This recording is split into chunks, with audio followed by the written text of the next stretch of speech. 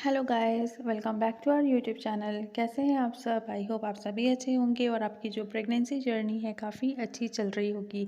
आज की इस वीडियो में आप लोगों के साथ शेयर करूंगी बेबी बॉय के 3 से 4 ऐसे लक्षण जो कि मेरा खुद का पर्सनल एक्सपीरियंस है, प्लस मेरे कुछ सब्सक्राइबर्स हैं उनके भी रिसेंटली में उन्हें बेबी बॉय हुआ है, तो उनको क्या क्या लक्षण थे वही सारी चीज़ें आप लोगों के साथ आज शेयर करूँगी।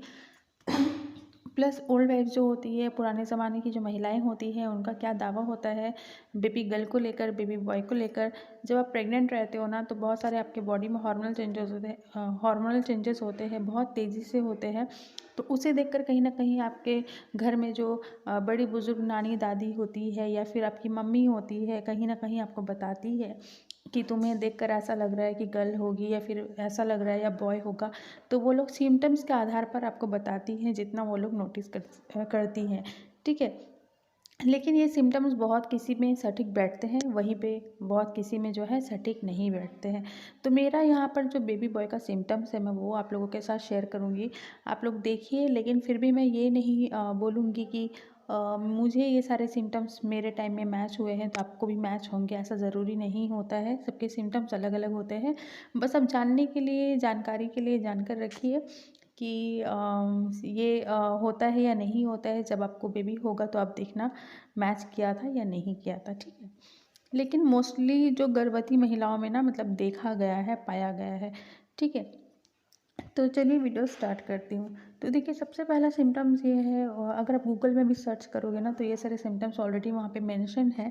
लेकिन जैसे मैंने आपको पहले ही बताया, सब में ये मैच करेगा ऐसा कोई गारंटी नहीं होता है, ठीक है। आप मैच नहीं करेगा, फिर भी हो सकता है आपको बेबी बॉय हो या फिर आपको गर्ल हो, ठीक है। तो यहाँ पर जो भी सिम्टम्स मैं बताऊँगी वो सारे के सारे मेरे पर्सनल एक्सपीरियंस है और मेरे आसपास के देखे जाने वाले लक्षण हैं। तो देखिए, सबसे पहला जो सिम्टम्स होता है ना, ओल्ड वाइफ्स का ये मानना होता है, अगर आप खुद को बहुत ज़्यादा ही एक्टिव फील करते हो। देखिए, प्रेगनेंसी के फर्स्ट 3 महीने में ना आप खुद को एक्टिव फील नहीं करते हो, क्योंकि आपको उस दौरान हमारे बॉडी में हार्मोनल चेंजेस होते हैं बहुत तेज़ी से।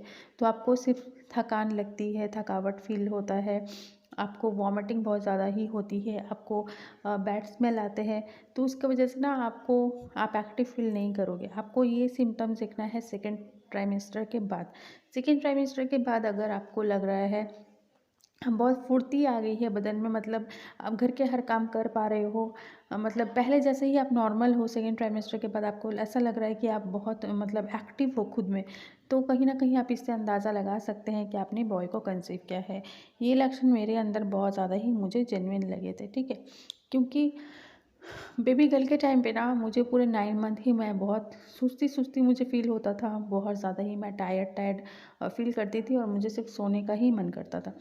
लेकिन बेबी बॉय में ना मुझे सेकेंड ट्राइमेस्टर के बाद से बहुत ज़्यादा ही मुझे फुर्ती आ गई थी, मैं हर काम ही कर पा रही थी। अब देखो, हर काम करने का मतलब ये नहीं कि भारी भारी चीज़ें उठा लो। आप नॉर्मली अगर काम कर पा रहे हो, जैसे कुकिंग वगैरह कर पा रहे हो, आपको वैसा कुछ थकावट फील नहीं हो रहा है, तो उनका मानना होता है, ओल्ड वाइफ्स की जो बातें होती है उनके हिसाब से ये मानना होता है कि आपने बेबी बॉय को कंसीव किया है। तो ये लक्षण कहीं ना कहीं मेरे टाइम पे जो है मुझे जेन्युइन लगे थे, सटीक लगे थे, वही मैंने आप लोगों के साथ शेयर किया है। फिर भी मैं यही चीज़ आपको फिर से बोलूँगी कि सबके सिम्टम्स सेम हो, मुझे ये सिम्टम्स में बॉय हुआ है तो आपको ये बॉय हो, ऐसा कोई गारंटी नहीं है। हो सकता है आपको इसमें बॉय भी हो सकता है या फिर गर्ल भी हो सकती है, ठीक है। आप जानकारी के लिए जानकर रखिए, फन वे के लिए देखिए, एंटरटेनमेंट वे के लिए देखिए, क्योंकि आपके प्रेगनेंसी डिलीवरी के पहले आपको कोई भी नहीं 100% बता सकता कि आपने गर्ल को कंसीव किया है या फिर आपने बॉय को कंसीव किया है। तो इसीलिए हाँ, तो चलिए दूसरा सिम्टम्स आप लोगों के साथ शेयर करती हूँ। और ओल्ड वाइफ्स का ये मानना होता है, अगर आपको बेबी का जो बेबी ज़्यादा आपको लेफ़्ट साइड में फ़ील होता है, तो इसके हिसाब से उनके हिसाब से माना जाता है कि आपने बेबी बॉय को कंसीव किया है। ये लक्षण भी आपको देखना है आपके 7 मंथ में, मतलब जब बच्चा जब बहुत ज़्यादा ही एक्टिव हो जाता है, जब आपको किक बहुत अच्छे से समझ में आता है, तब आप फील कीजिए। आपको अगर लेफ़्ट साइड ज़्यादा फील होता है तो उनका ओल्ड लाइफ्स का ये मानना होता है कि बेबी बॉय जो है, आपने बेबी बॉय को कंसीव किया है, ठीक है। तो ये कुछ लक्षण जो थे ना मेरे टाइम पे सटीक बैठे थे। वहीं पे बहुत ऐसे लक्षण से थे जो बड़े बुजुर्ग महिलाओं ने मुझे बताया था, फिर भी मेरे ऊपर सटीक नहीं बैठे थे, फिर भी मुझे जो है बेबी बॉय हुआ है। ठीक है। तो एक और लक्षण आप लोगों के साथ शेयर करती हूँ।